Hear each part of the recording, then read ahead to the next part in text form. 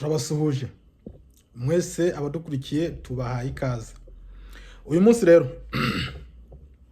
hari experience nshaka ko dusharinga, dutanga ibitekerezo, twumve ukuntu bimeze. Sasa rero abantu mukunda gukoresha transport, aya mabisi ajya mu ntara, hari ikibazo abagenzi muri iyi minsi turi guhura nacyo, cyane cyane company yitwa Virunga Express. Ni company ikomeye itwara abagenzi kubavana i Kigali, Musanze, Rubavu ikongera ikabagarura. So iyi company rero muri iyi minsi hari ikibazo ifite cyo gukoresha abakarasi b'ibisambo, kandi company iziko ifite ibyo bisambo muri company yabyo.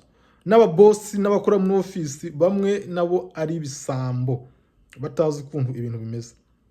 Ibintu bimeze gutya: umunsi umwe hashize nk'ibyumweru bibiri cyangwa icyumweru n'igice gutya, nari mvuye i Musanze ngiye kwerekeza mu mujyi wa Kigali. Noneho ninjira muri gare ya Musanze, mpita ninjira mu modoka ya Virunga. Muzi ko ziriya modoka zigira abakarasi, ni abakozi babo babambaye uniform ya company, ni abakozi bazwi, s'il vous plaît, ni abakozi bazwi. Noneho iyo winjira ntabwo ari ngombwa ngo ujye ukatishiriza itike muri office. Winjira mu modoka, abo bakozi babo bakaza bagafata amafaranga bakajyana muri office bakuzanira itike. Nanjye niko byagenze. Narinjiye, umukarasi ati zana amafaranga njye kuzanira itike.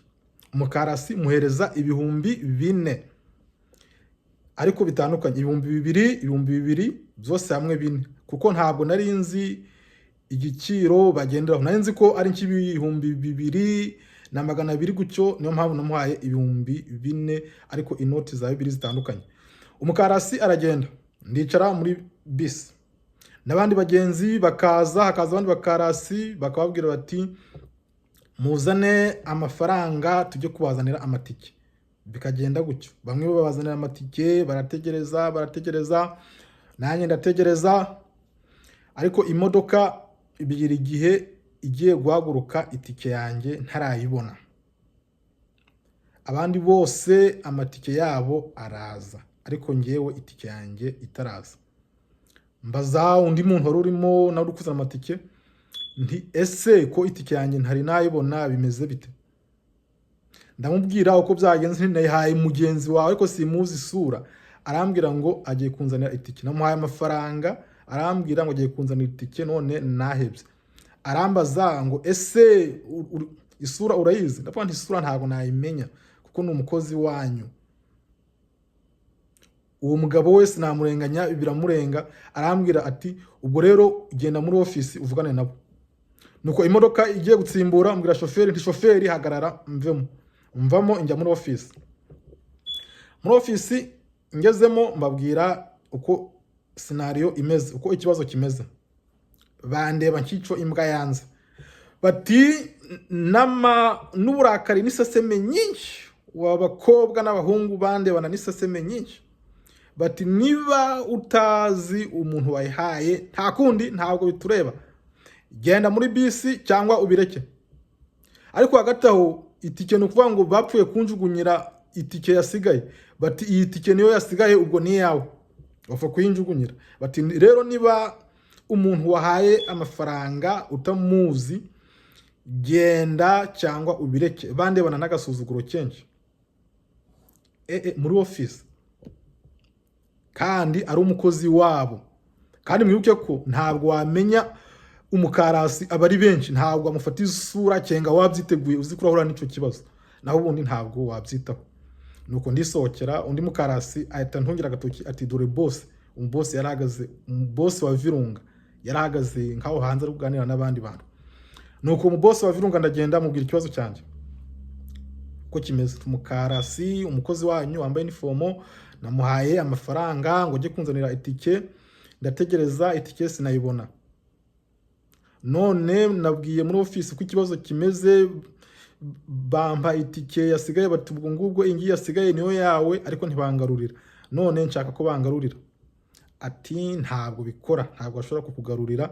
Niba nabambwira nk'ibyo muri office bambwiye, niba uwo muntu utamuzi isura kenga umuzi isura ukamuzana nyine ukamutwereka, niba utamuzi isura nta kintu twagufasha, genda cyangwa ubireke utuve imbere, genda cyangwa utureke. Numva ndashaririwe. Nuko undi mukarasi nawe arambwira ataraza aranyongorera ngo tujyare hejuru, hari inyubako irimo kamera, tugende turebe muri kamera uwo mukarasi dushobora kumubona, noneho ikibazo kirakemuka. Turagenda hejuru muri office irimo abasekirite, turababwira abasekirite bari muri kamera ndibona uko ninjiye n'amafaranga uko nayatanze, ariko kamera ntabwo zizuminga neza, umuntu ntabwo wamubona. So ugiye kuvuga ngo uyu nguyu waba ugiye kubeshya, mu isura ntabwo agaragara, ntabwo ushobora kumubona. Ndavuga nti ndi guta umwanya wanjye, ndagenda. Ubwo ya modoka ya mbere yari yagiye, ninjira mu modoka ikurikiraho i Kigali. Ubwo ari bunije ninjira mu modoka ikurikiraho, ariko maze kwinjira binyanga mu nda. Nibuka ko mfite kamera mu gikapu cyanjye, nyikuramo ndasohoka, ndagenda imbere ya Virunga, ndafotora n'abakozi, ndafotora n'imodoka, ndafotora. Ariko njye napfa kwifotorera, ndangije ndinjira, kamera yanjye ndayibika mu gikapu. Ubwo naho mu boss yaragihari, ariko we ntabwo yambonye ndi gufotora. Nuko abakozi baragenda bati wa mugabo wagize ibibazo hano yafotoye byakomeye.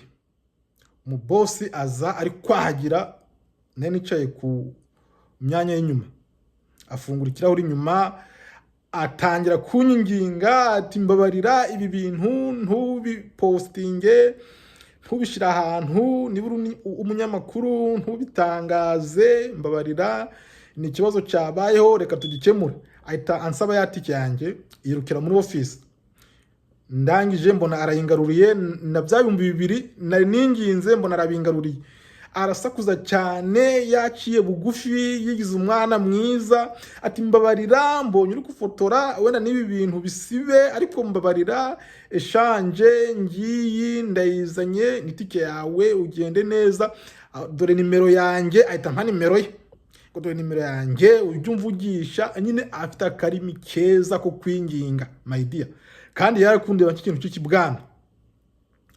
Nuko mubaza ikibazo nti ese kuko mukorera ibingibi abagenzi ntimunabumve, ari nk'umunyeshuri ugiye ku ishuri, cyangwa se undi mukecuru ugiye i Kigali, cyangwa se undi muntu wese, wenda ngewe ndi umugabo ndi umusore nshobora kwiyeranja, nagera i Kigali nkahamagara abandi bantu tuziranye, abo twiganye bafite amafaranga bakangwanaho.